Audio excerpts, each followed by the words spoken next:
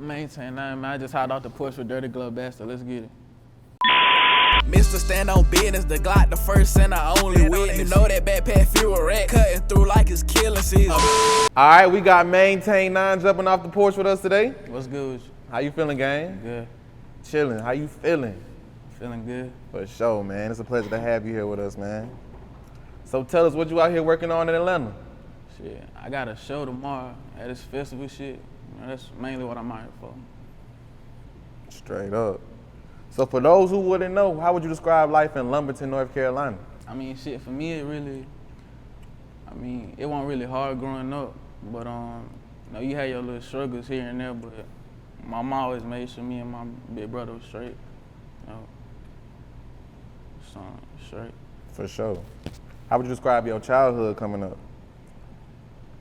I mean, it was kind of hard because, you know, my pops passed when I was 3, so that kind of took a toll on me, you know.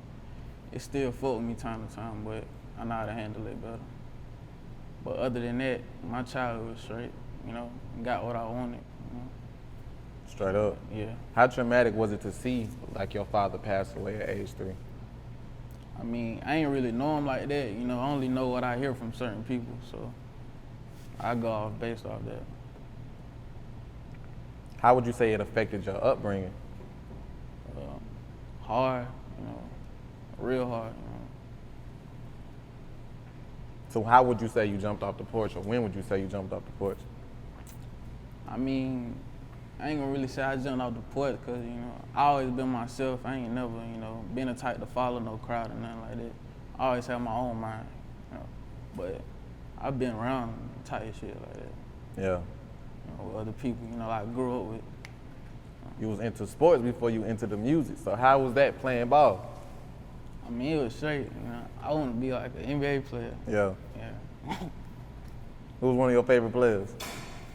LeBron. Yeah. Yeah. That nigga ass. No, I'm fucking. I'm fucking with you. So what would you say is the biggest life lesson you learned so far?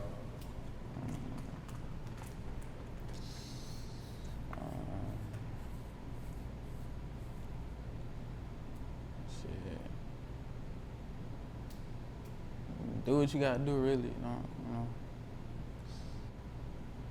Do what you want to do. Don't let nobody, you know, try to lead you to do something you want to do. Straight like that. What would you say is the biggest obstacle you had to overcome so far in life? Losing people close to me, really. You know, I lost a lot of people. Straight up. When would you say you started making music? I really started making music like 4 years ago. Like, I was like 14 going on 15, but I always wanted to rap. Something I always wanted to do, but I used to be like shy to like really let people know that's what I wanted to do, cause I was playing ball at the time. Around the time I really wanted to do it, wasn't nobody gonna take me serious around then, so I ain't had nothing to talk about it. Yeah. What motivated you to start making music?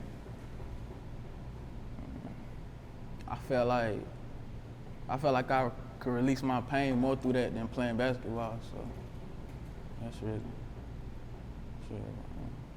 And who would you list as some of your musical influences? Lil Snoop. Long live Snoop. Yeah.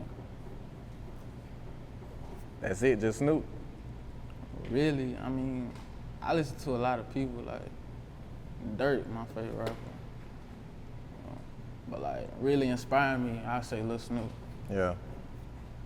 And when would you say you started taking music serious? Like coming straight out the 8th grade, that's like when I really started like taking music serious, like, cause I had just got through it like basketball, you know, that, I wanna say that, whenever it was, but I was coming straight out of 8th grade going to high school, and that's why I started taking it serious. But like, me and my cousins, like we'll be like in this abandoned crib. Like I had my phone, an old phone, and like a speaker. I play a beat from the old phone and like audio record it and upload that shit to SoundCloud until I got in a real studio. For sure. How would you say you got your rap name? My pop's nickname was MainTain, and the 9, like, they call my city the 9, so I just put that behind me. For sure. What do you feel like brings the best out of you and your music? Just talking about the things I go through and overcame and still going through. Yeah. For sure. What do you want listeners to take from your music? Like, listen, like really listen clearly to it, really, you know, to hear what I'm saying. Cause, you know, hopefully it could really like help another person, really. Straight up. What's your current thoughts on the rap game? That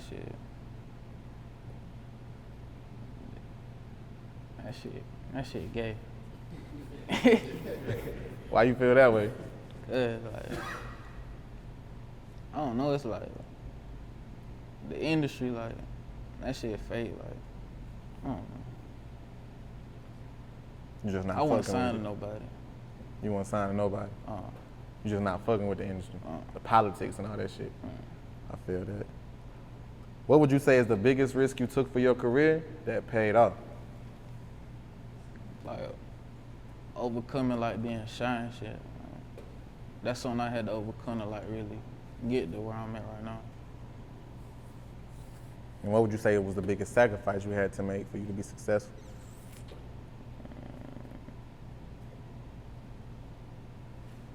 Like, doing things on my own, really, like, just staying consistent. I wanted to give up sometimes, but I just kept going with it. Straight up. How would you describe the music scene back home in Lumberton, North Carolina right now? I mean, we got a lot of talent out there, you know. Some people be hating, you know, but we got a lot of talent down there. If a lot of people take it serious, you know, we'll have something going. Would you say the artists are supportive of one another? It's divided. Yeah.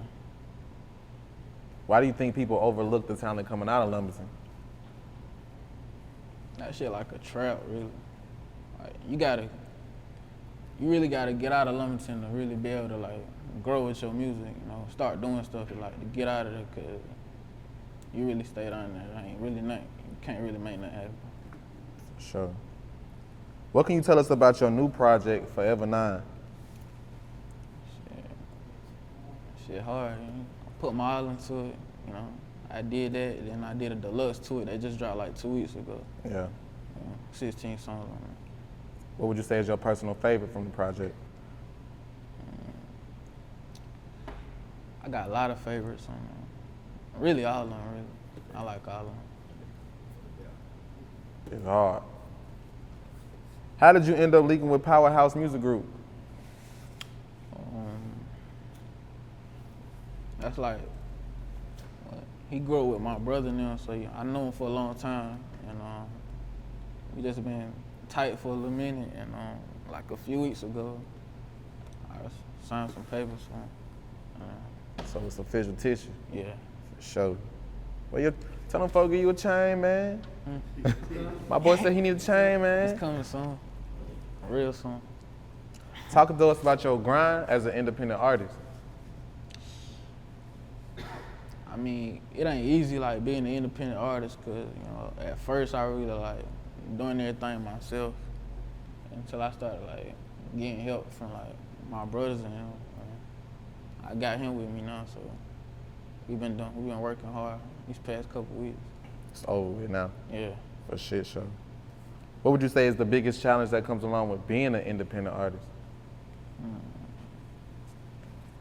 You gotta really promote yourself. Really, you don't got no like label to push you. Really, like expose you. So that's kind of like the hard part, really. For sure. Who are some of the artists you would want to work with?